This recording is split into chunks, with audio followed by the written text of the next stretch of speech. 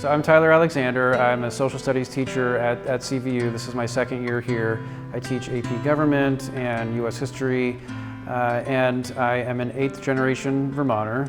And I've just written a book called If I Can Get Home This Fall, a story of love, loss, and a cause in the Civil War. It's about a soldier from the town of Glover, Vermont, named Dan Mason, whose story I encountered years ago while doing some research about my own ancestor from that same town.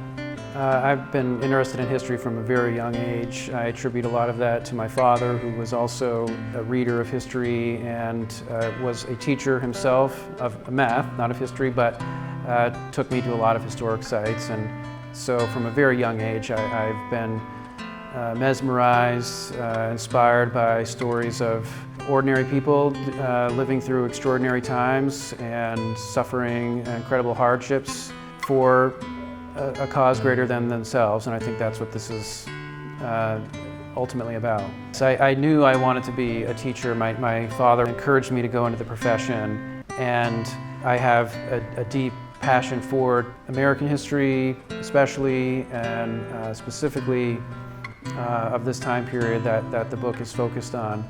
And so I thought sharing that passion with young people would be really fulfilling and rewarding, and it has been a joy.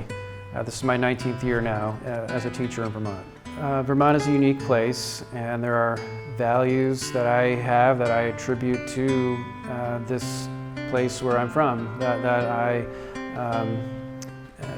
belong to. And as I was doing research about the book, I really gained a deeper appreciation of what those values were. And Vermonters have long cared about democracy and defending democracy. That's really what this story is about. And genuine equality, empathy, and over and over and over and over again, as I was doing research here for the book, I was really inspired by how clearly the vast majority of Vermonters were strongly anti-slavery and spared no words in denouncing slavery as the nation's original sin. I've already introduced a number of excerpts, woven them into what I teach. I teach government. My Rise session was based on the story, and we went to the places where these people lived. And I remember a student saying at one point, "Where am I?